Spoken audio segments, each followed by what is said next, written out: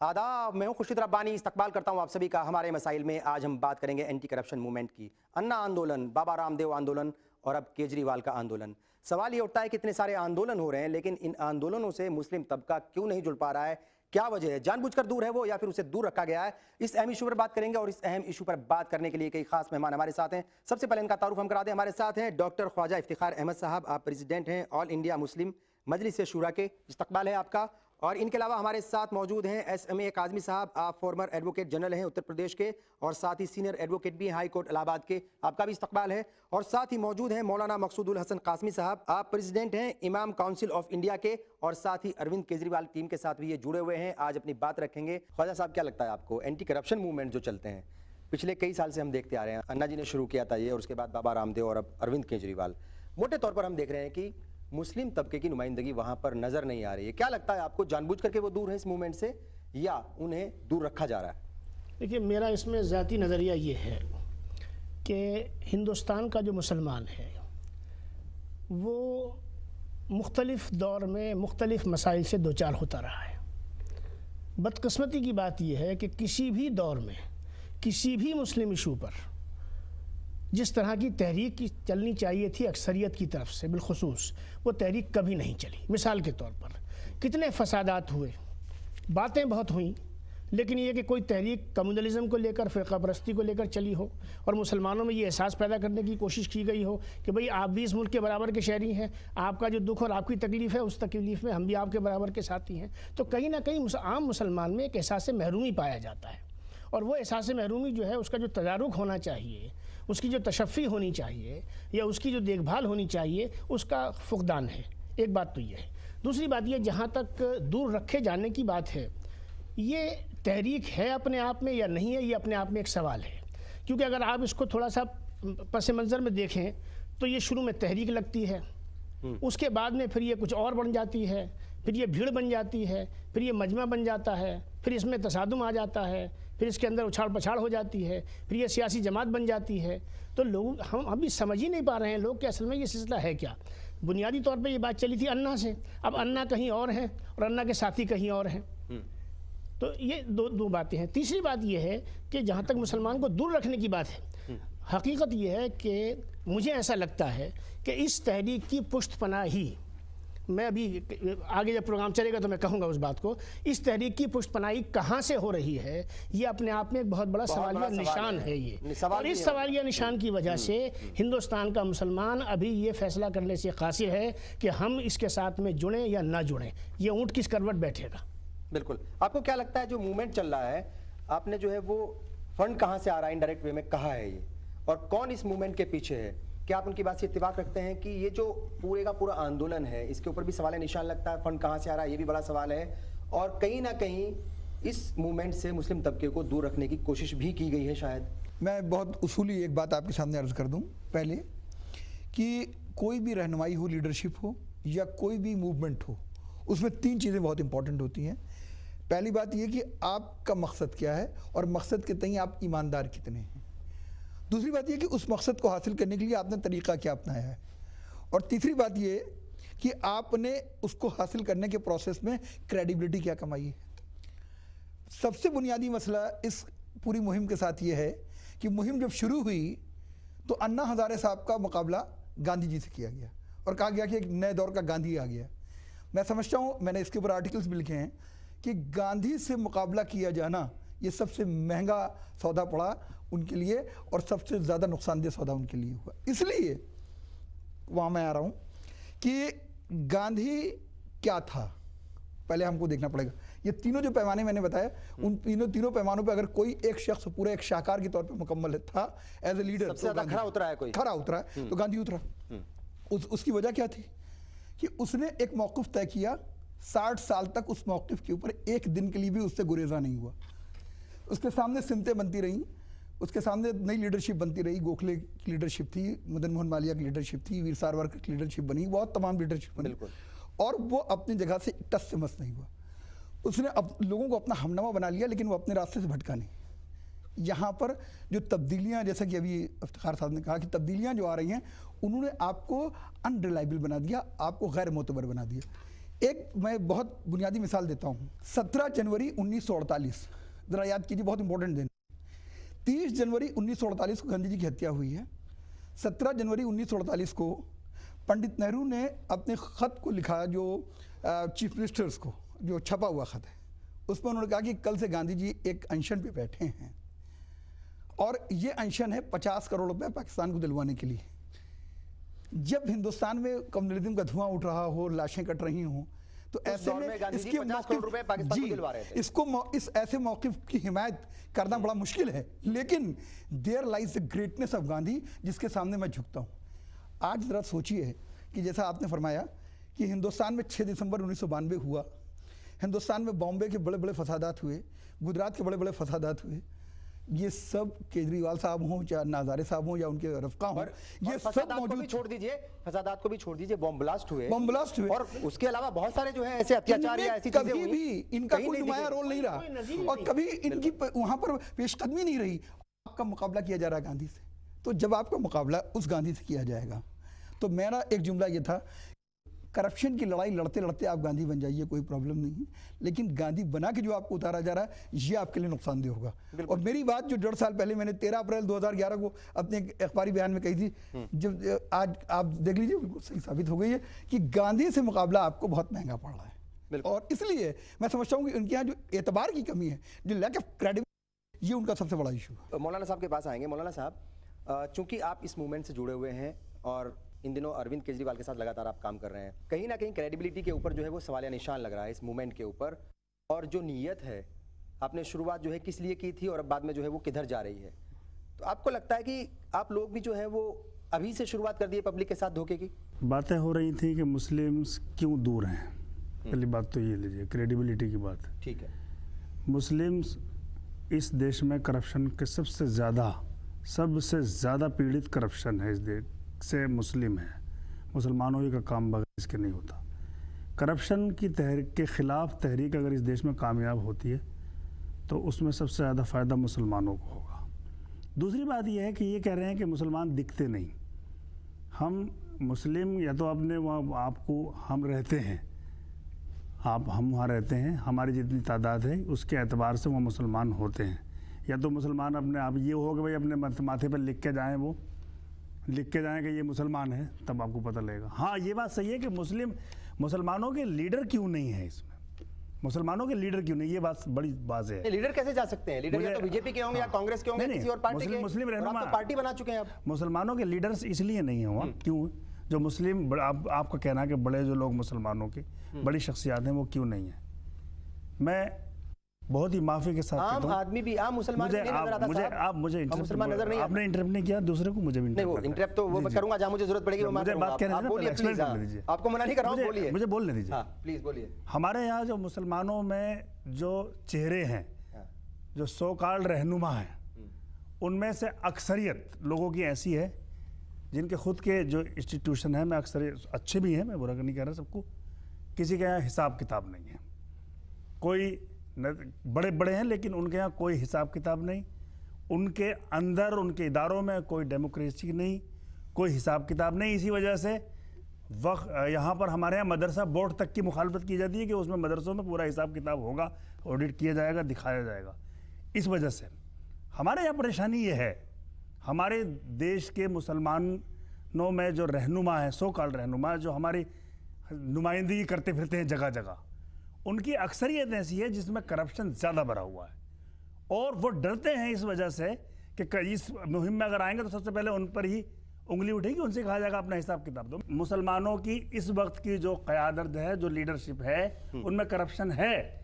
ले दे करके वक्फ बोर्ड है हमारे यहाँ, हज कमेटी है, पूरे देश में किसी इंस्टीट्यूशन में इतना करप्शन नहीं है जितना वक्फ बोर्ड में है। ये इस बात को दर्शाता है कि हमारी जो सो कॉल्ड लीडर है उनमें करप्शन है। इसी वजह से करप्शन की तहरीक से वो डरते हैं। मुसलमान करप्शन के खिलाफ तहरीक में हमारे साथ ये जो बयान इन्होंने दिया है, मैं पहली बात तो ये वादे होना चाहूँगा, हो जाए इसके ऊपर, कि मौलाना कासमी साहब ने जो बयान दिया है, ये इंडिया अगेंस्ट करप्शन के तर्जुमान की हैसियत से दिया है। अगर ये उनका बयान है तो मैं समझता हूं कि ये बहुत ही सख्त बयान है और बहुत ही हतमी और बड़ा गलत बयान है। इसलिए मैं आप मुझे अर्ज कर लेंगे, इसलिए कि इस वक्त न तो ये मौजूद था और ना इसकी कोई ज़रूरत थी, और आप एक हतमी स्टेटमेंट देकर कि वहां करप्शन है, ना आपके पास इस वक्त कोई मवाद है, ना उसकी कोई बुनियाद है, और ना कम से कम आईएसी की तरफ से ऐसा कोई इल्जाम अब तक आया है, और ना हिंदुस्तान के किसी भी गोशे से ऐसा कोई इल्जाम उठा है। और अगर आप अपने तरफ से बयान दे रहे हैं, और ये इस किस्म का बयान ये इस बात का मजहर है कि अगर आपका एटीट्यूड ये है तो फिर केजरीवाल साहब का एटीट्यूड क्या होगा? बिल्कुल। और एक चीज और, मुसलमानों को आप मदऊ किस बुनियाद पे कर रहे हैं और मुसलमानों को अपने पास बुलाने की बात क्यों कर रहे हैं? बिल्कुल। और एक इंपॉर्टेंट चीज और, बिल्कुल एक इंपॉर्टेंट चीज और, कि जिस तरीके से आपने जो है इल्जाम तो लगा दिए, ऐसे आईएससी के खिलाफ भी जो है वो इस तरह के इल्जाम कई बार लग चुके हैं। डेमोक्रेसी की आपने बात सवाल की पूछ रहा हूं, उसका जवाब दे दें। जी। बुनियादी सवाल यह है कि आपने आज से 2 दिन पहले जो एक नया जो सवाल खड़ा किया है, हर तरफ एक सवाल उठ रहा है, अखबारों में ये सवाल आ रहा है कि आप ये बता दें कि अगर आपने आरटीआई के जरिए ये इन्फॉर्मेशन आपके पास थी तो लॉन्चिंग के दिन तक अगर आप इंतजार कर रहे हैं कि हम लॉन्चिंग के दिन इसको रिलीज करेंगे, तो ये कोई तिजारती काम हो रहा है? तिजारती काम ही हो रहा है, ये सियासी शायद तिजारती काम ही हो रहा है। तो ये सियासी बसीरत नहीं हुई, ये आपकी तिजारती सलाहियत हो गई कि आप वेट कर रहे हैं। तो कोई पैकेज तो है नहीं कि हम जिस दिन अपनी फिल्म लॉन्च करेंगे उस दिन ये वाला पैकेज देंगे। प्रेस कॉन्फ्रेंस करके देश को बताना जुर्म है नहीं है कि इस देश को लूटा जा रहा है, इस देश को खाया जा रहा है, इस देश में घोटाले हो रहे हैं, इस देश के प्लॉट बेचे जा रहे हैं, इस देश के पहाड़ बेचे जा रहे हैं, इस देश की नेचुरल रिसोर्सेज को बेचा जा रहा है, खाया जा रहा है। कुछ ही दिन में इस देश में कुछ भी नहीं बचेगा। इसके लिए प्रेस कॉन्फ्रेंस करना जरूरी है, इसके लिए जनता को जगाना जरूरी है। और ये उन्हीं लोगों को बुरा लग रहा है, ये उन्हीं लोगों को बुरा लग रहा है जिन लोगों के दामन दागदार हैं, जिन पर अरबों खरबों रुपये के घोटालों के केस चल रहे हैं, उन्हीं लोगों को बुरा लग रहा है। देश उनके साथ हैं जो लोग आज आम आदमी की बात करता है। ठीक है, आपने इल्जाम लगाया कि हज कमेटी के अंदर जो है वो करप्शन है, आपने कहा वक्फ बोर्ड के अंदर करप्शन है। हमने कहा भाई ठीक है, होगा, उसकी जो है वो जांच हो जाएगी, वहां पे पूरा एक सिस्टम होता है, आपके पास आईन है, कानून है, सारी चीजें हैं।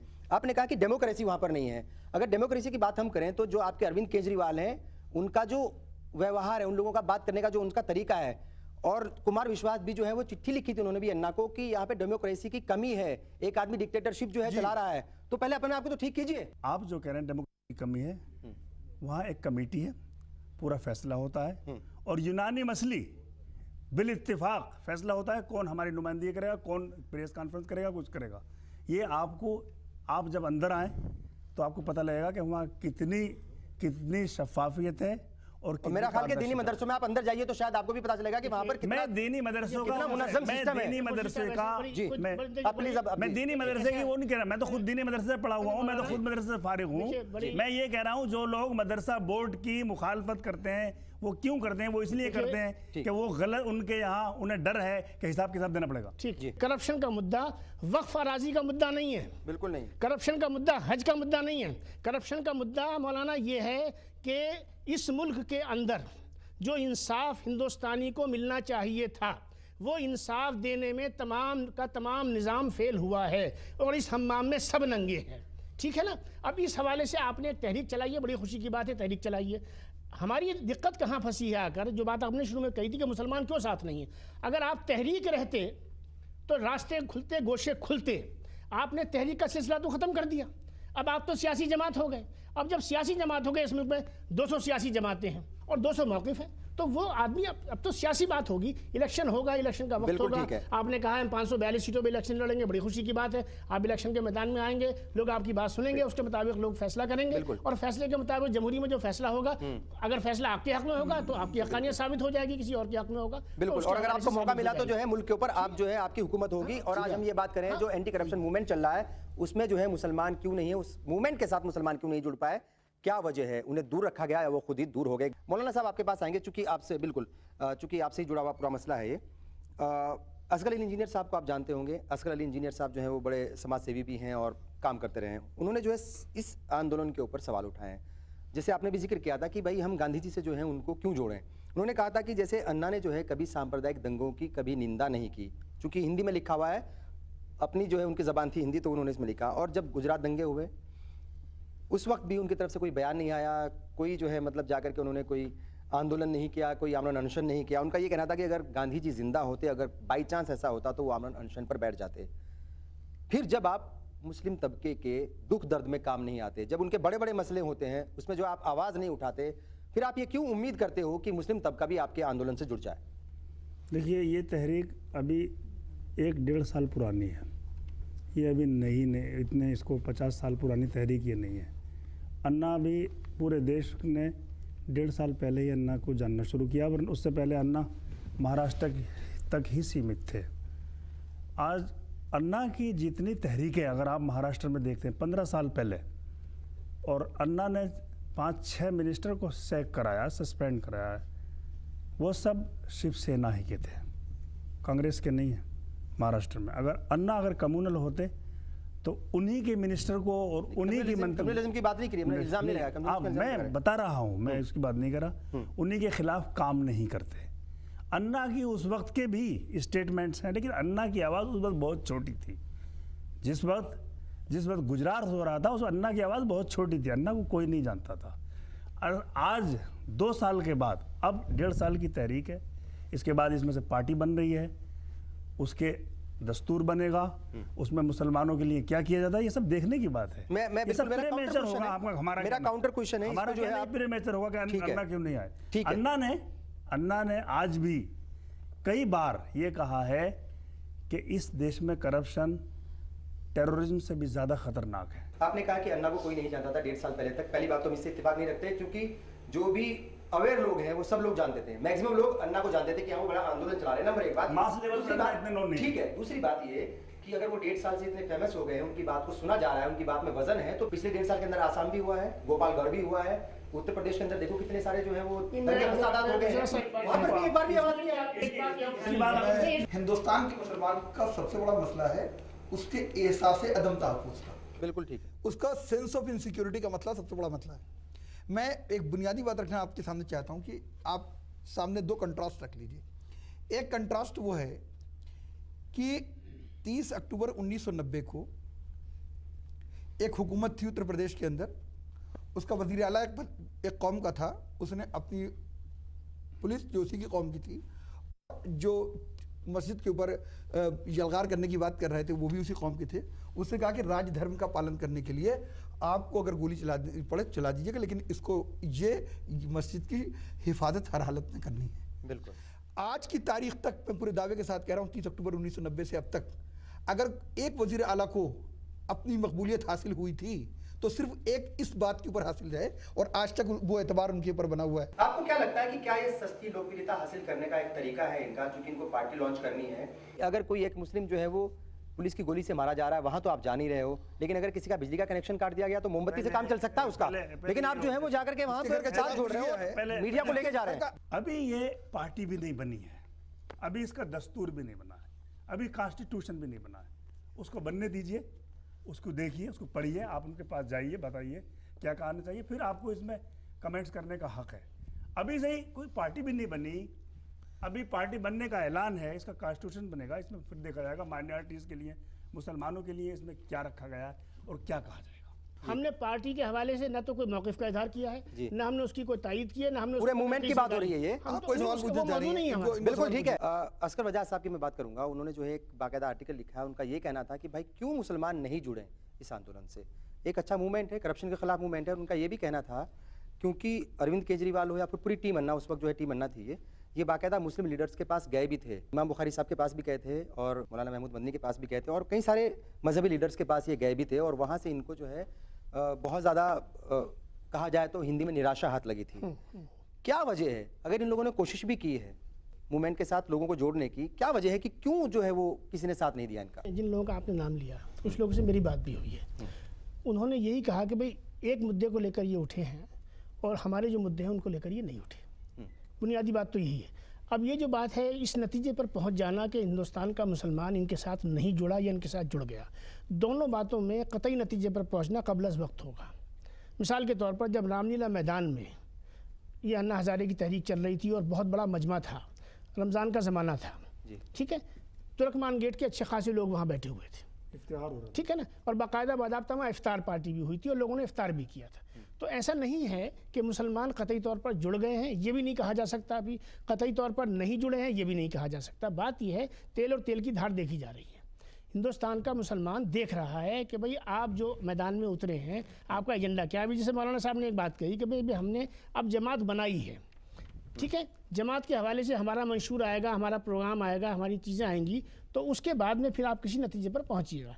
हिंदुस्तान का मुसलमान वेट एंड वॉच की पोजीशन में है, इसलिए कि उसने बड़े धोखे खाए हैं, बिल्कुल, और वो जल्दबाजी में किसी के खिलाफ जाना या किसी के हक में जाना। हाँ, एक बात ज़रूर है कि जब कभी भी हिंदुस्तान के मुसलमान के या दुनिया भर के कहीं भी मुसलमान हों, जब कभी भी उनके मजहबी जज्बात को ठेस पहुंचती है या कोई मजहबी इशू के सिलसिले में कोई गलत मौक़िफ़ इख्तियार करता है, तो उस पर मुसलमानों के मौक़िफ़ में कभी ताख़ीर नहीं होती। लेकिन ये एक दुनियावी मामलात का सिलसिला है, सियासत की बात है, तो इसलिए मुसलमान, मैं समझता हूँ मुसलमान भी और मुस्लिम क़यादत भी, क्योंकि मुस्लिम क़यादत हमारी जैसी भी है, उसने भी धोखे कम नहीं खा रखे हैं।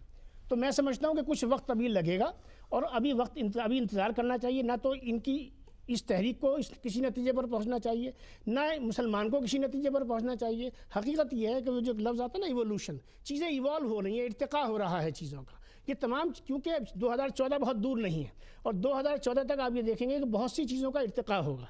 ये एक प्रेशर ग्रुप के तौर पर भी उभरी है अन्ना हज़ारे की टीम जो है, तमाम सियासी जमातें, तमाम सियासी कायदीन, चाहे उसमें कांग्रेस है, चाहे बीजेपी हो, चाहे दीगर जो इलाकाई सियासी जमातें, सब के सब इस तहरीक का एक फ़ायदा ज़रूर हुआ है कि खुद एहतसाबी का अमल जो है वो हर शख्स अपने गिरमान में झांक कर देख ज़रूर रहा है कि भाई कहीं मेरी पकड़ ना हो जाए, खुदा न खास्ता।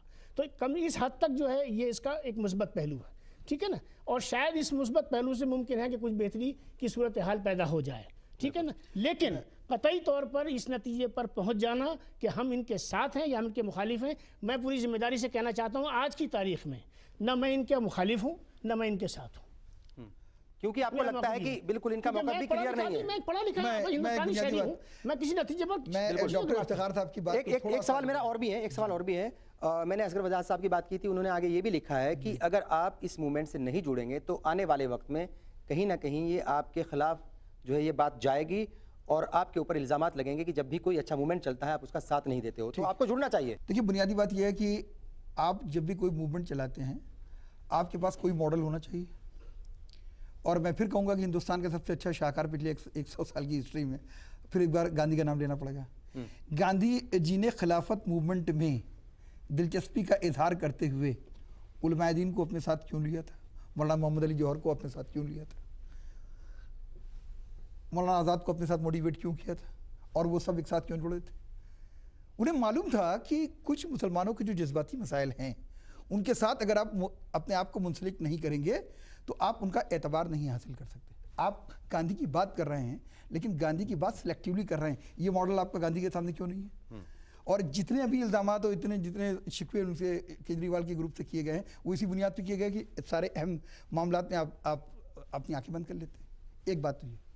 दूसरी बहुत बुनियादी बात मैं आपके सामने अर्ज़ ये करना चाहता हूँ कि हिंदुस्तान के मुसलमान के आज के बुनियादी मसाइल क्या हैं। एक बहुत बड़ा मसला जिसके ऊपर आपने अभी इससे पहले भी एक प्रोग्राम किया था, आर्टिकल 341 का, मेरे ख्याल से एक ऐसा सवाल है जो कि 1 मिनट में सारे मसाइल का हल आपको दे सकता है कि हिंदुस्तान में आर्टिकल 341 के तहत आप ये कहते हैं कि हिंदुस्तान के अंदर अगर आप मुसलमान या क्रिश्चियन हैं तो आप उसका इस्तेफादा नहीं कर सकते और किसी भी दूसरे SC ST होने का आपको जो है फायदा नहीं मिलेगा। बिल्कुल ठीक है। अब ये एक सवाल ये जिससे case of the legislative corruption मैं कहूँगा कि लेजिस्लेटिव करप्शन का यानी कानून साज असेंबली का करप्शन है, मेंटल करप्शन है। इस सवाल के ऊपर आज तक इस पूरी टीम के किसी भी फर्द ने अपनी इंडिपेंडेंट राय क्यों नहीं दी? नहीं, लेकिन मैं यहाँ पे आपको टोकूंगा, मैं बिल्कुल मुझे जो है वो ऐड करना पड़ेगा। कुछ महीने पहले बाबा रामदेव ने बाकायदा आर्टिकल 341 की हिमायत में बात की है और उन्होंने कहा कि मुस्लिम तबके को भी जो है वो शामिल करना चाहिए, क्योंकि जो बात है वो कहनी पड़ेगी। ठीक। अगर आर्टिकल 341 आपका पॉइंट बनेगा और आप उस इशू को लेकर आगे बढ़ेंगे, देखिए सिर्फ एक बयान Baba Ramdev out of context कहीं पे दे रहे हैं या नहीं, उन्होंने बाकायदा मीटिंग की थी, बाकायदा लीडर्स की मीटिंग की मुसलमान, अगर इस इशू को वो लेंगे, किसी लीडर नहीं मुसलमानों, अगर आप इशू लीडर नहीं मानते, बस एक सेकंड आ रहा हूं जी, अगर आप इस इशू को बाकायदगी के साथ लेके हाथ में आप बढ़ेंगे तो आपको उनका एतमाद हासिल हो सकता है। उनसे कोई किसी ने प्रोनाउंस दुश्मनी नहीं डिक्लेयर कर रखी है कि नहीं साहब आपके नज़दीक तो जाना ही नहीं, लेकिन आपको कुछ स्टेप्स उठाने पड़ेंगे। मैंने आपको एक मोटी सी मिसाल दी। उसके अलावा आप ये देखिए कि हिंदुस्तान के अंदर आज की तारीख में जो सबसे बड़ा मसला है वो मुस्लिम्स के एजुकेशन और अनएम्प्लॉयमेंट का मसला है। इस इशू के ऊपर बेसिकली जो पेशकदमी होनी चाहिए वो पेशकदमी कहीं कम से कम उनके एजेंडे नहीं, लेकिन ये कम्युनिटी को करनी पड़ेगी, मुझे जो टोकना पड़ेगा आपको, ये कम्युनिटी को करनी पड़ेगी। कम्युनिटी? हाँ, अगर वो मूवमेंट चला रहे हैं तो वो सिक्योरिटी का, इनसिक्योरिटी का जो एक है उसको जरूर ले सकते हैं, लेकिन ये अगर एजुकेशन के मामले तो खुद को आगे बढ़ना पड़ेगा। ठीक है, मैं कह रहा हूं, लेकिन आपका एजेंडा भी तो होना चाहिए, कि तस्करा भी तो होना चाहिए। आज तक आपने केजरीवाल साहब के मुंह से, अन्ना हजारे साहब के जुबान से कभी इस सिलसिले में एक जुमला अगर आपको याद हो आप मुझे बता दीजिए, यहाँ बैठा हुआ ऑडियंस पे कोई शख्स मुझे याद करके बता दे। देखिए, ये आपका लगता है कि जैसे आपका एजेंडा ही नहीं, तो सिलेक्टिवली अगर आप अपने एजेंडों को ले रहे हैं। देखिए, आज का मौजूद, फिर हम लौट के आ जाएं, क्या है आज का मौजूद ये है कि मुसलमान इनकी तरफ माइल क्यों नहीं हो रहे, मैं उसकी वजूहत बता रहा हूँ। बस मेरा सवाल ये है, मैं उन्हीं की बात, कोई बात नहीं, मैं मेरा बिल्कुल उनकी बातों को जोड़ते हुए सवाल यही है कि उनका ये कहना है कि भाई जो मुसलमानों के असल मसाइल हैं, जो कम से कम उनके ऐसे मसले हैं जिनका हल होना बहुत ज़रूरी है। कई सारे नौजवान, मुस्लिम तबके के नौजवान वो जेलों के अंदर सड़ रहे हैं, बेकसूर हैं, और वो कई सारे रिहा भी हो रहे हैं, नंबर एक। दूसरा जो है वो इनसिक्योरिटी की फीलिंग्स उनके अंदर है, उसको दूर करना बहुत ज़रूरी है। दहशतगर्दी के इल्ज़ामात में जो है वो बच्चे पकड़े जा रहे हैं, उसके ऊपर बात करना बहुत ज़रूरी है। और जगह जगह दंगे फसादात हो रहे हैं। उत्तर प्रदेश ज़्यादा दूर नहीं है, आपका जो है वो राजस्थान ज़्यादा दूर नहीं है, आसाम दूर हो सकता है, लेकिन आप बात तो रख सकते हो ना। वो ये कह रहे हैं कि इन मसलों के ऊपर भी तो बात करो, तभी तो जुड़ेंगे। सिंगल पॉइंट वो रहा है एजेंडा, करप्शन। अभी तक उन्होंने किसी ना कौम की बात करी, ना किसी ना हिंदू की, ना मुस्लिम की, ना किसी कम्युनिटी के लिए। अब वो पार्टी बनकर आ रहे हैं। जहाँ तक आपने आतंकवाद का नाम लिया, हमारी लोगों में ये बाकायदा, और प्रशांत भूषण ने इसके लिए बाकायदा लिख कर दिया है कि जिस तरह से मुसलमान बच्चों को पुलिस पकड़ के ले जाती है, बेगुनाह होते हैं, इनोसेंस होते हैं, उनकी पूरी ज़िंदगी 17 साल जेलों में चली जाती है। इस तरह का प्रपोजल रखा गया है कि 17 साल के बाद जब बच्चा बेगुनाह निकल कर कहता है, तो ये तो अब वकील साहब हैं, ऐसा प्रोविज़न हो हमारे उसमें कि सरकार, गवर्नमेंट को उसका कंपेंसेशन देना चाहिए।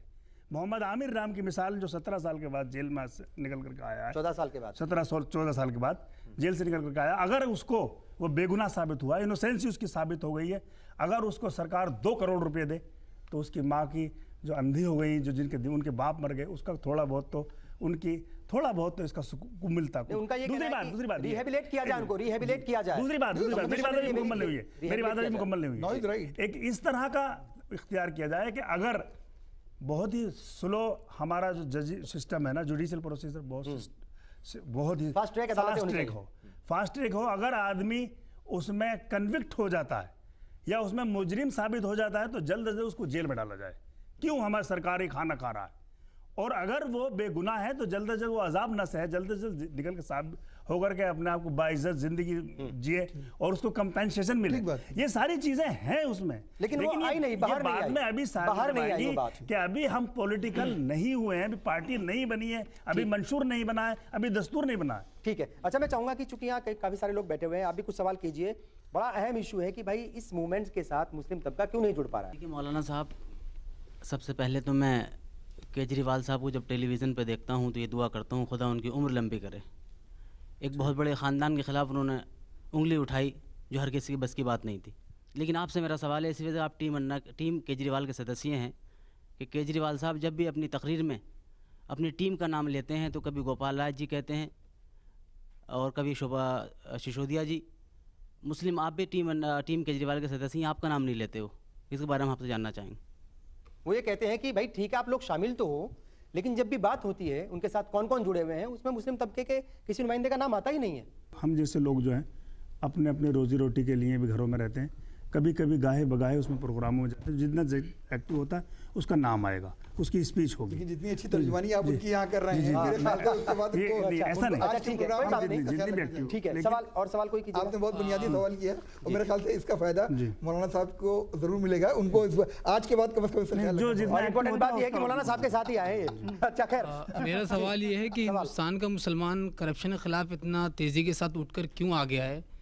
इसमें मेरा ये कहना है कि मुसलमान सबसे ज़्यादा बदहाल हैं और करप्शन के शिकार उतने ज़्यादा नहीं हो रहे जितने कि वो कम्युनलिज्म के शिकार हो रहे हैं। और आज हम में से जो भी हमारी एजुकेशन का रेशियो है, जो भी हमारा डेवलपमेंट का रेशियो, हम लोग जब ऊपर आते हैं, चाहे हम किसी टेंडर में जाएं, टेंडरिंग करने के लिए एज ए मतलब बिजनेसमैन अगर आएँ, हम अपने लाइसेंस बनवाएं, उसमें हमें प्रॉब्लम होती है, कम्युनलिज्म की प्रॉब्लम होती है। लोग हमारे साथ पैसे के मामले के बजाय वो हमारे साथ मज़हब का मतलब तासुबाना बर्ताव करते हैं। इस बर्ताव के खिलाफ हम पहले लड़ें या पहले हम करप्शन के खिलाफ लड़ें? क्योंकि हम ये देखते हैं कि ऐसे माहौल में चाहे नौकरी हो चाहे बिजनेस हो, उसमें हमें मदद करता है तो ये पैसा मदद करता है, ये करप्शन मदद करता है। और मादल्ला हदीस के खिलाफ मैं नहीं जाना चाहता, लेकिन यहाँ पे हमारी कितनी बड़ी मजबूरी है, इस मजबूरी के लिए पहले हम कुछ करें। इस देश में मुसलमान वाकई अब तक कम्युनल राइट का शिकार रहा है और इसके आदम तहफ़्फ़ुज़ का मसला बहुत बड़ा मसला है, मगर इसकी ज़िम्मेदारी हमारी आज तक की जो सरकारें आई हैं, जितनी हुकूमत आई हैं, उन्होंने कुछ नहीं किया और नए नए रोज़ रोज़ फसाद ही कराए। अभी की बात है, एक एंटी कम्युनलिज्म लॉ बिल पेश रखा, पेंडिंग में है, उसको कोई सी पार्टी उसको पास नहीं होने दे रही, ना कुछ सरकार ने नाम लिया उसको पास करने का, तो फिर उसके बाद ओपोजिशन हुआ और ख़ुद कांग्रेस पार्टी में यूपीए में अंदर में इख्तिलाफात हैं, इसलिए उसको ठंडे बस्ते में डाल दिया गया। इस तरह के बिल जब पास हो जाए, लो ये तमाम चीज़ें हमारे यहाँ जब हम पॉलिटिकल पार्टी बनेंगे, जब हमारा दस्तूर सामने आएगा तो ये हमारे यहाँ होंगे, आपको दिखाई दिए जाएंगे। लेकिन सबसे पहले हमें ये सवाल उन लोगों से करना चाहिए जो हमारे नाम पर मलाई मार रहे हैं, कैबिनेट में बैठे हैं और गुजरात होता है तब भी वो वहाँ होते हैं, ना कोई इस्तीफ़ा देता, और आसाम होता है, गुजरात से भी बड़ी ख़तरनाक तौर पर 3 लाख 4 लाख अभी बता रहे थे मुसलमानों का बदहाल कर दिया गया। 4-4 5-5 आदमी कैबिनेट में बैठे हुए हैं, कोई नहीं बोलता और सब के सब चापलूसी करते हैं। बिल्कुल। ये गूंगे बहरे हैं, उन लोगों से सवाल किया जाना चाहिए कि आप क्यों कुछ नहीं। और आपने एक बात कही थी कि करप्शन जो है वो सब जगह है और सबसे साफ सुथरे लोग जो हैं वो अन्ना टीम में है या अरविंद केजरीवाल की जो टीम है वहीं पर हैं। लेकिन अरविंद केजरीवाल साहब के ऊपर भी कई बार जो है वो करप्शन के इल्ज़ामात लगे हैं। प्रशांत भूषण के ऊपर जो है, मुलायम सिंह के पूरे मामले में जो है किस तरह की बातें आई हैं सामने, वो भी हैं। और किरण बेदी जो हैं वो टिकट कौन सा लेती हैं और कौन से हवाई जहाज के टिकट से जाती हैं और एक ही आदमी से 2-2 3-3 ले लेती हैं, तो ये भी कहीं ना कहीं करप्शन ही है ये। तो फिर जब हम खुद कहीं ना कहीं छोटे मोटे तौर पर या बड़े तौर पर दागदार हैं, तो दूसरे को दागदार कैसे साबित कर सकते हैं, कैसे ठहरा सकते हैं? पहली बात तो ये है, मैं ये आपको बता दूं, हमने कभी भी दूध के धुले होने का दावा नहीं किया। मतलब यहाँ भी कुछ खामियां हैं, हो सकती हैं, लेकिन आप जांच कीजिए। मेन मुद्दा ये है कि आप SIT बनाइए जो निष्पक्ष हो, जो बिल्कुल ऑटोनोमस हो, जो सबकी जांच करे। अगर हम गलत हैं तो हमें डबल सज़ा दीजिए, और अगर आप गलत हैं तो आप तैयार क्यों नहीं है? वजह तो यही है कि जो लोग करप्ट हैं वो डर रहे हैं, वो एजेंसी बनाने के लिए तैयार। जब हम नहीं डर रहे तो वो क्यों डर रहे हैं? कोई ना कोई तो दाल में काला है, बल्कि दाल ही मुकम्मल काली है, काला ही काला है इसमें, इस वजह से नहीं डर। जब हम नहीं डर रहे तो आप क्यों? सबसे बड़ी बात यह है कि एक निष्पक्ष एजेंसी हो जिसके खिलाफ भी करप्शन के चार्जेस हों, उसको सजा दी जाए, पनिश किया जाए, और जो भी है उसके खिलाफ बिल्कुल दूध का दूध और पानी का पानी हो गया, आप ये कह रहे हैं। अच्छा ख्वाजा साहब, आपके पास आएंगे। टीम अन्ना के एक जो अहम सदस्य थे, अहम मेंबर थे, उनका नाम जो है वो सब जानते हैं, मुफ्ती समून कासमी साहब। शमून कासमी साहब जी, उनको किसी वजह से जो है वो टीम से बाहर निकाल दिया गया था, उनके ऊपर शक किया गया था। जो भी असलियत क्या होगी ये वो जानते हैं। उनका ये कहना था कि जो देश में जो है एंटी करप्शन मूवमेंट चल रहा है, दरअसल इसका मकसद कुछ और है, और टीम के अंदर ज़्यादातर लोग 90% लोग जो हैं वो मुस्लिम मुखालिफ जहनीत के लोग हैं। फिर कैसे मुसलमान उनके साथ जुड़े? यही वजह है कि दूर रहते हैं वो भी आलिम थे और हमारे मौलाना भी आलिम हैं। अब एक आलिम का जो इल्म होता है वो मुझसे और आपसे कहीं ज़्यादा होता है, बिल्कुल ठीक है, और हम उस पर एतमाद भी ज़्यादा करते हैं, उस पर एतबार भी ज़्यादा करते हैं। अगर एक दीनी आलिम ने, जो कि फारिग तहसील था, वो भी दारुल उलूम देवबंद से, और आलिम ही नहीं था, उसके साथ साथ मुफ्ती भी था, और रोज़ अव्वल से अन्ना तहरीक के साथ वो जुड़े हुए थे, और वो इस नतीजे पर पहुँचे कि भाई यहाँ पर आपके लिए कुछ नहीं है, तो यकीनन कुछ ना कुछ ठोस वजूहात रही होंगी। अब उन्होंने उन वजूहात की न तो तशरीह की है, वो मुद्दे क्या थे जिसकी वजह से, एक जुमला है, एक स्टेटमेंट है उनका, ठीक है ना, और उस स्टेटमेंट की बुनियाद पर वो वहाँ से अलहदा हो गए हैं, ठीक है। अब एक और आलिम है जो उनके साथ में जुड़े हुए हैं। मैं जो सवाल यहाँ उठाना चाहता हूँ वो ये है कि उन्हें एक आलिम की एक ख़ास शबी के शख्स की ज़रूरत है कि जिससे वो ये मैसेज दे सकें, ये पैगाम दे सकें कि भाई हमारे साथ भी एक मुसलमान, मैं लफ्ज़ चेहरा इस्तेमाल नहीं करना चाहता, इसलिए कि मैं आलिम की शान में गुस्ताखी नहीं करना चाहता, कि हमारे साथ भी एक दीनी शख्सियत हमारे साथ भी मौजूद है, ठीक है। मैं ये समझता हूँ कि मौलाना मकसूद कासमी साहब जो हैं दाना बीना हैं, आलिम दीन हैं, मस्जिद के इमाम हैं, पढ़े लिखे हैं और दारुल उलूम देवबंद से फारिग हैं। यकीनन उन्होंने जो कोई फ़ैसला किया होगा वो दानिशमंदी से किया होगा, सोच समझ के किया होगा, और मैं ये कहता हूँ खुदा करे कि जिस एतमाद के साथ वो वहाँ गए हैं वो एतमाद उनका खरा उतरे, ठीक है ना। लेकिन ये है कि ये बात यकीनन एक आम मुसलमान के जहन में बहुत बड़ा सवाल खड़ा करती है कि एक आलिम दीन गया, जुड़ा और एक निहायत मजबूत वकील बना और जगह जगह उसने उसकी वकालत भी की और अपनी कम्युनिटी के अंदर भी बहुत से लोगों से गालियाँ खाई, उसके बावजूद भी वो डटा रहा। लेकिन एक स्टेज ऐसी आई कि जब मीडिया के जरिए हमने देखा कि शायद वो बाहर आए कम और उन्होंने गला ज़्यादा गया। एक अहम बात ये भी थी कि जब वो हटे टीम से, उनको हटाया गया, उसके कुछ दिन के बाद जो है वो टीम अन्ना और टीम केजरीवाल अलग अलग हो गए। जी जी देखिए उसमें क्या उनके बीच में हुआ ये तो खुदा बेहतर जानता है, लेकिन वो निकाले गए।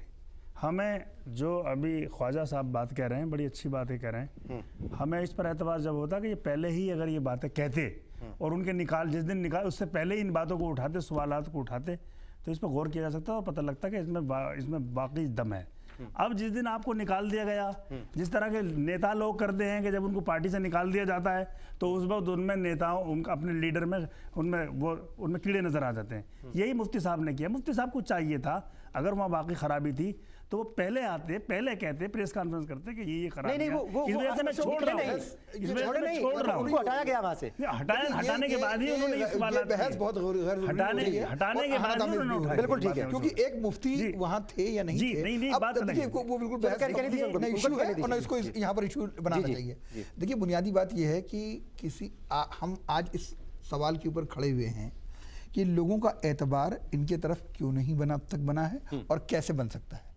बुनियादी बात यह है कि पिछले 10 सालों का रिकॉर्ड अगर आप उठा के देखें, सुप्रीम कोर्ट का रिकॉर्ड उठा के देखें, तो सुप्रीम कोर्ट के रिकॉर्ड में शायद कभी ऐसा नहीं हुआ होगा कि किसी एक स्टेट से दूसरी स्टेट में मुकदमात को मुंतकिल किया गया हो इतनी आसानी से, जितनी आसानी से गुजरात के सिलसिले से कम से कम 10 बार फैसले ऐसे किए गए, 10 बार ऐसे फैसले किए गए। सारे के सारे फैसले गुजरात के सिलसिले से होते रहे और वो सारे इश्यूज जो थे नहायत ही अहम थे और नरेंद्र मोदी उसके टारगेट के ऊपर थे। मैंने अभी एक हाल में मजमून लिखा था कि सियासत पे मजबूत हैं लेकिन अदालत पे मातूब है मोदी साहब। सवाल ये उठता है बुनियादी कि आज तक केजरीवाल साहब की टीम का, अन्ना हजारे की टीम का कोई भी एक जुमला उन सारे इश्यूज के ऊपर जो सुप्रीम कोर्ट ने, चाहे वो अमित शाह का मुकदमा हो, चाहे वो सोराब का मुकदमा हो, उसके सिलसिले से उनकी जो कुशाई नहीं होती है उससे लोगों का एतबार नहीं बन रहा है। और जहाँ तक सवाल है किसी आलिम के होने का या ना होने का, आलिम अगर किसी सियासी पार्टी में या किसी मुहिम में जाता है तो एक फ़र्द की हैसियत से जाता है और वहाँ से अगर उसकी ना इत्तेफाकी होती है तो अपनी ज़ाती तौर पे होती है, उसके बारे में कोई मज़ीद गुफ्तगू किया जाना। हम चाहेंगे कुछ सवाल करेंगे। बात ज़रूरी है कहनी, खुर्शीद साहब एक बात ज़रूरी है कहनी। ऐसा है जो ये बात कह रहे हैं कि सवालात उन्होंने क्यों नहीं किए, अभी मैं बार बार ये कह रहा हूँ कि अभी वो पार्टी भी नहीं बने हैं, अभी मंशूर भी नहीं आया, अभी तक उनका सोल ही और अभी से फूट पड़ गई है, अभी से बिखराव शुरू हो गया है। हम एक बात कहना चाह रहे हैं, आप बात की सवाल कर रहे हैं, हमारे आप बात कीजिए। इब्ने मरियम हुआ करे कोई, मेरे दर्द की दवा करे कोई, हमारे दर्द की आप दवा नहीं कर रहे हैं। इब्ने मरियम बने घूम रहे हैं। हम एक बात कहना चाहते हैं, 1992 के वाक़यात हैं और उससे पहले ज़माने के वाक़यात हैं। मुलायम सिंह ने मुसलमानों को, कोई ऐसा नहीं है कि उन्होंने सारे मुसलमानों के मसाइल हल कर दिए हों और उन्हें सब कुछ दे दिया हो और मुसलमान मुतमईन हो गया हो, लेकिन उन्होंने एक बहुत बुनियादी मुद्दे पर एक बहुत बुनियादी मौक़िफ़ लिया और उस मौक़िफ़ के साथ ज़मीन पर वो खड़े उतरे। सही बात। और उस खड़ेपन की वजह से हिंदुस्तान के मुसलमान ने उनकी हिमायत में एक लम्हा नहीं लगाया। और मैं इस मिसाल के ज़रिए अन्ना की टीम को भी और केजरीवाल साहब की टीम को भी ये बताना चाहता हूँ कि मुसलमान फ़ैसलों में ज़्यादा देर नहीं लगाता अगर उसे लगता है कि फ़ैसला खरा है और ज़मीन पर उसका अमल उसको दिखाई दे तो।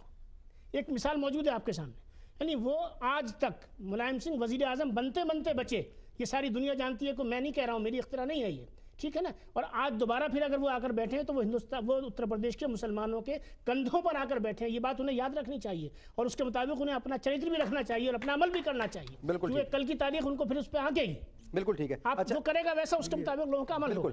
मुझे लगता है कि 2-4 सवाल जो हैं वो हो जाएं ताकि जो है जवाब दे दें। जल्दी जल्दी सवाल कर लीजिए जी। मेरा सवाल है मौलाना कासमी साहब से। मौलाना साहब, मैं आपसे ये सवाल करता हूँ कि जो मूवमेंट केजरीवाल साहब चला रहे हैं उसमें वो देख रहे हैं कि मुसलमान हमारे साथ नहीं जुड़ रहा है, हिंदुस्तान का मुसलमान हमारे साथ नहीं जुड़ रहा है, तो उसके लिए वो क्या स्टेप्स उठा रहे हैं? क्या उन्हें लगता है कि वो बस मौलाना शाही इमाम से और 1-2 लोगों से मिलेंगे तो मुसलमान पूरा हिंदुस्तान का उनके साथ आ जाएगा, या फिर उन्होंने ये सोच लिया है कि मुसलमान को हमें अपने साथ रखना ही नहीं है? क्योंकि मुसलमान का एक मूवमेंट में हिंदुस्तानी है, पूरा मुसलमान में हिंदुस्तान की भी मुसलमानों की भी हिंदुस्तान में बहुत बड़ी इंपॉर्टेंस है। तो उन्हें ये नहीं लगता कि मुसलमान का भी, अगर हम उन्हें करप्शन के ख़िलाफ़ आवाज़ उठानी है तो उन्हें ये नहीं लगता कि मुसलमान का भी साथ में होना ज़रूरी है। मुसलमान उनके साथ तभी आएगा जब वो के मुद्दों पे बोलेंगे। और मुद्दों पे आप जैसे कि कह रहे हैं कि अभी पार्टी बन के नहीं आए, तो पार्टी बन के आना ज़रूरी नहीं है। आप दूसरे मुद्दों पे भी तो बोल रहे हो, आप यहाँ भी दूसरे बोलिए। मुद्दों पे भी बोलिए। अभी तक एज ए कॉमन पीपल में सवाल कर रहा हूँ कि ये फैसला नहीं कर पाया हूँ कि आया कि ये एक मुल्क से करप्शन हटाने की जंग है या किसी एक तबके की दूसरे तबके या दूसरे ख़ानदान पे या पार्टी पे बर्तरी इल्ज़ामात साबित लगाने करने का। की जंग है। हम देखते हैं कि अरविंद केजरीवाल या अन्ना हज़ारे एक करप्शन की मूवमेंट को महाराष्ट्र से उठा करके दिल्ली में एक बड़े पैमाने पर करते हैं, लेकिन एक ख़ास पार्टी को, एक ख़ास फैमिली को निशाना बनाते हैं। तो ऐसा लगता है कि कहीं ना कहीं ये एक चीप पॉपुलैरिटी का इनका मंशा है, क्योंकि हम देखते हैं करप्शन जो सबसे ज़्यादा है वो स्टेट्स के अंदर है, और स्टेट्स में जहाँ पे इनके हिमायती हैं, जिनके ये गुण गाते रहते हैं, जिनको बहुत बड़ा डेवलपर कहते हैं, उनके स्टेट की सबसे बड़ी मिसाल है जहाँ अभी वकील साहब ने इशारा दिया कि वो जुडिशल वाली बात कही। मैं कहूँगा वहाँ पे लोक आयुक्त भी नहीं है। उस बारे में अरविंद केजरीवाल या टीम अन्ना या अन्ना हज़ारे ने कुछ कहा नहीं। मुझे मतलब समझ में नहीं आता as a common people where I go. ठीक है, कोई और सवाल करना चाहेंगे? सर मेरा सवाल आप मौलाना साहब से है, वो ये कि अन्ना हज़ारे साहब की जो टीम थी उसमें जो यानी कि अलग अलग जो टीमें बनी हैं उसकी अहम वजूहत क्या थी और क्या वजह थी कि अन्ना साहब ने ये कह दिया कि आप प्लीज़ मेरा नाम इस्तेमाल ना करें? अच्छा, कोई और भी सवाल करना चाहेंगे? जो अन्ना की टीम है IAC इंडिया अगेंस्ट करप्शन, तो इसमें मुसलमानों को ना जुड़ने के कारण ये भी है, कई बार मीडिया में खबर भी आई है, क्या इस टीम के RSS और बजरंग दल और हिंदू महासभा के साथ कुछ संपर्क हैं? दो तीन सवाल अहम आए हैं। एक तो ये कि भाई आप मुसलमानों के मुद्दे जो है वो उठाते ही नहीं हो, ये बात पहले भी हो चुकी है। दूसरी बात ये कि कई सारे स्टेट्स के अंदर बहुत ज़्यादा करप्शन है, वहाँ पर आप जाते नहीं, उनके खिलाफ आप बोलते नहीं हो। और एक अहम बात ये कि आपके सामने एक ही पार्टी रहती है, मोटे तौर पर एक ख़ानदान को जो है आपने टारगेट कर लिया, क्योंकि आपको पता है कि अगर जो है आप उनको छेड़ोगे तो आपको पब्लिसिटी जो है वो आराम से मिल जाएगी। जब कांग्रेस के ख़िलाफ़ जब हम हल्ला बोलते हैं तो कांग्रेस कहते हैं हम RSS का, और जब येदियुरप्पा के ख़िलाफ़ या नितिन गडकरी के ख़िलाफ़ तो बीजेपी वाले हमें कांग्रेस का एजेंट कहते हैं। इसका मतलब ये सच्चाई कहीं अलग है, दोनों सच्चाई का कहीं अलग है, दोनों में करप्शन है तो दोनों ही डर रहे हैं। इस देश में UPA सरकार हुकूमत कर रही है, कांग्रेस पार्टी उसकी सबसे बड़ी कोलिशन पार्टनर है। जन लोकपाल अगर आ जाए, जिस तरह से जन लोकपाल बनाया गया, कॉन्स्टिट्यूट किया गया, 60% इस देश से करप्शन खत्म हो जाएगा। अमल कौन करेगा मौलाना? अगर जो पार्टी रोक रही है, जिसने धोखा दिया, जिसने बार बार धोखा दिया, जिसने सेंस ऑफ हाउस पास किया, जो अन्ना के पास आए और आकर के उन्होंने बाकायदा लिख करके दिया कि हम बनाएंगे और उसके बाद फिर बदल गए, फिर धोखा दिया, वो पार्टी वही है जो इस वक्त आज देश पर। लेकिन एनडीए की हुकूमत भी 6 साल रही है, उसको ज्यादा एनडीए की हुकूमत भी 6 साल रही है। नहीं, उस वक्त में टीम अन्ना नहीं थी। सवाल ये नहीं है, वो बना सकती थी, बात कर रहे हैं। अगर उनकी ईमानदारी जो है वो, अगर वो ईमानदार होते इसके लिए बना सकते थे। नहीं, उस वक्त में जन लोकपाल की मुहिम नहीं उठी थी। आखिर में सवाल ये है कि जो ये बात हो रही है कि मुस्लिम तबका जुड़ा हुआ नहीं है मूवमेंट से, कैसे मुस्लिम तबके को जोड़ा जाए? अगर किसी को ये मुगालता है कि वाकई नहीं जुड़ा हुआ है तो उनके मुगालतों को कैसे दूर किया जाए? देखिए, हम ये नहीं कह रहे कि 100% हमारे साथ मुस्लिम तबका है, लेकिन मुसलमानों की तादाद हमारे साथ है। कुछ कम हो सकते हैं, हमारे साथ मुसलमान लीडर्स भी हैं, हमारे साथ शाइस्ता अंबर हैं, हमारे साथ जो उसके मेंबर हैं, शाजिया इल्मी वेल नोन पर्सनालिटी है, मैं भी हूँ जो छोटा मोटा हूँ। अभी हमारे यहाँ आज इलियास आज़मी साहब हैं, ये तो वो लोग हैं जो कमेटी के मेंबर्स में हैं। आप जब इसके जलसे होते हैं वहाँ जाइए, मुसलमान हैं, वहाँ बात हो रही थी, वहाँ इफ्तार भी होता है। इफ्तार कौन करते हैं? वो मुसलमान ही करते हैं, तो मुसलमान हैं। हाँ, ये बात सही है कि मुसलमानों को इस टीम में ज़्यादा से ज़्यादा जोड़ने की ज़रूरत है। इसके लिए मुसलमानों से जो रिलेटेड मसाइल हैं उनको भी उठाने की ज़रूरत है, उनको टच करने की ज़रूरत है, और इस पर काम किया जा रहा है। जब पार्टी बनकर आएगी, जब इसका मंशूर होगा, तो इसमें तमाम चीज़ों को लाने की ज़रूरत है, लाई जाएंगी और इन तमाम को एड्रेस किया जाएगा। आतंकवाद का मामला है, मुसलमानों के रोज़गार का मामला है, ये तमाम चीज़ें उसमें लाई जाएंगी। बिल्कुल ठीक है। आप क्या कहेंगे साहब, ये जो मूवमेंट है इसके साथ मुस्लिम तबका जुड़े या नहीं जुड़े, ये अलग सवाल है, लेकिन क्या मुस्लिम तबके को अपना अहम रोल अदा नहीं करना चाहिए? अगर कोई बड़ा मूवमेंट है उसके साथ जुड़ करके, अगर कहीं करप्शन है उसे ख़त्म करने की जो है वो मूवमेंट में उसको हिस्सा नहीं बनना चाहिए? मुझे लगता है कि मुस्लिम तबका हिंदुस्तान के अंदर बिलखुसूस आज़ादी के बाद से अब तक जिस फील्ड में भी उसको जिम्मेदारी दी गई है, उसने अपनी जिम्मेदारी को खूब निभाया है। उसके हाथ में आपने एक दे दिया तबला तो वो जाकिर खान बना है, उसके हाथ में आपने साइंस का आला दिया, डॉक्टर कलाम बना है। उसके हाथ में आपने ब्रश पेंट दिया, MF हुसैन बना है। उसके हाथ में आपने अगर एक म्यूजिक का इंस्ट्रूमेंट दे दिया तो वो नौशाद से लेके AR रहमान बना है। कोई मैदान ऐसा नहीं है जहाँ पर वो टॉप पे नहीं है। आपको उसके ऊपर एतबार करना पड़ेगा। मौलाना आज़ाद के ऊपर एतबार किया था गांधी ने। 35 साल की उम्र में कांग्रेस का ऑल इंडिया प्रेसिडेंट बनाया था। सबसे कम उम्र प्रेसिडेंट हिंदुस्तान के अंदर कांग्रेस का उनको बनाया गया था। एक एतबार किया था और उस एतबार का इजहार भी किया था और उस एतबार को आपको बार बार जाहिर भी करना पड़ेगा। और जैसा कि अभी इफ्तिखार साहब ने कहा, मैं उस बात को दोहराऊंगा कि अगर उत्तर प्रदेश के अंदर आप देखिए तो अभी 2 साबका हुकूमतें गई हैं। एक मुलायम सिंह साहब की हुकूमत आई और वो एक दूसरी हुकूमत गई। फ़र्क क्या था? एक मिनिस्टर आपने 19 कैबिनेट दे के बना रखा था, लेकिन एक थानेदार को ट्रांसफ़र करने का राइट नहीं दिया था। और एक शख्स कल्याण सिंह के सवाल पे गए, जिसमें मैं भी गया था, लौट के जब आए तो उनके माथे को चूम के उनका इस्तेक़बाल कर लिया और इस बात से मुसलमानों ने मुतमईन होकर 224 सीटें उनको वापस की। तो कहने का मकसद ये है कि आपको एतबार का इजहार भी करना पड़ता है। सिर्फ एतबार मुंह से कहने वाली चीज़ नहीं होती, उसका इजहार करके भी दिखाना पड़ता है। करके दिखाना पड़ता है। और जब आप करके दिखाते हैं तो मुसलमान फिर आपके साथ जुड़ता है। उत्तर प्रदेश उसकी एक सीधी सी मिसाल है। बिल्कुल। और इसलिए अगर आपके पास कुछ मॉडल्स हैं तो उन मॉडल्स में सबसे बेहतरीन मॉडल आपके सामने गांधी है। दूसरा उत्तर प्रदेश की मौजूदा मिसाल है मुलायम सिंह यादव साहब की। और इन दोनों मिसालों को सामने रख के अगर वो काम करेंगे तो शायद मुसलमान आपकी तरफ मुतवज्जा होंगे। बिल्कुल। ख्वाजा साहब क्या कहेंगे आखिर में, क्या कुछ होना चाहिए? क्या मुस्लिम तबके को जो है वो अब वक्त आ गया फैसला कर लेना चाहिए कि ठीक है, वोट किसको देंगे नहीं देंगे ये अलग मसला है, लेकिन अगर कोई मूवमेंट चलता है हिंदुस्तान की अच्छाई के लिए, हिंदुस्तान की भलाई के लिए अगर कोई मूवमेंट चलता है तो उसके साथ होना चाहिए? देखिए, जब आपने हिंदुस्तान की बात कर दी कि हिंदुस्तान के मफाद के लिए, तो हिंदुस्तान के मफाद की कौन सी तहरीक में मुसलमान सबसे आगे नहीं है? अभी इस तहरीक को हिंदुस्तान की तहरीक है या नहीं है, इस पर तो सवालिया निशान है ना। मैं आखिर में आपसे जो बात कहना चाहता हूँ वो ये है कि जो ये केजरीवाल एंड कंपनी है, इन्होंने बहुत उजलत से काम लिया है। इस मुल्क को, मैं पूरी ईमानदारी से कह रहा हूँ ये बात, क्योंकि मेरा ना तो किसी सियासी जमात से ताल्लुक़ है ना किसी तहरीक से ताल्लुक़ है, मैं तो एक शख्स हूँ सिर्फ, और उसी अच्छे से बात कर रहा हूँ। इस वक्त हमारे मुल्क को एक बहुत ईमानदार प्रेशर ग्रुप की ज़रूरत थी। अगर अपने आप को अन्ना की टीम ने प्रेशर ग्रुप की हद तक रखा होता तो उसके नताइज कहीं बेहतर निकलते। इन लोगों ने जमात के बनाने में बहुत उजलत से काम लिया है और सारी बात सियासत की नज़र हो गई है। और अब याद रखिए, जब बात सियासत की नज़र हो जाती है तो उस पर सवालात का अंबार खड़ा हो जाता है और सबसे बड़ा सवाल भी उसमें एतबार का आता है। क्योंकि बात अब कहाँ आ गई है, अब हिमायत और मुखालिफत की बात नहीं है। अब बात यह है कि मैं एक सियासी जमात हूँ, मैं इलेक्शन के मैदान में उतरूँगा, अब मुझे मोहर लगानी है अपने हाथ से, ठीक है ना। अब तो बात मोहर में चली गई। अब 2014 में इलेक्शन होंगे तो अब 2014 के इलेक्शन ही बताएंगे कि कितना हिंदुस्तान ने इनको सराहा और कितना हिंदुस्तान इनके साथ खड़ा हुआ, ठीक है ना। तो मेरा तो आखिर में यही कहना है, और मैं अब भी कहूँगा कि अभी आपने अपना ना एजेंडा बनाया है ना मंशूर बनाया है, कदम पीछे हटाइए। इस मुल्क को एक मजीद सियासी जमात की ज़रूरत नहीं है, इस मुल्क को एक ईमानदार प्रेशर ग्रुप की ज़रूरत है। और अगर वो ईमानदार ग्रुप आप हैं तो ये पूरा मुल्क आपके साथ खड़ा हो सकता है, क्योंकि किसी को किसी से कोई एलर्जी नहीं है।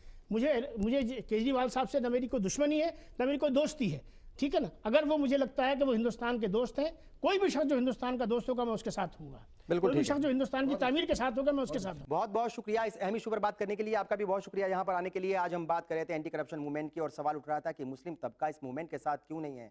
जाहिर है ये बात भी आपको ही तय करनी है कि मूवमेंट सही है या नहीं और इसके साथ जुड़ना है या नहीं, इस बात का फैसला भी आपको ही करना है। बहरहाल आज के इस एपिसोड में बस इतना ही। अगले हफ्ते फिर हाजिर होंगे एक नए इशू के साथ। तब तक के लिए पूरी टीम को इजाज़त दीजिए। खुदा हाफिज़।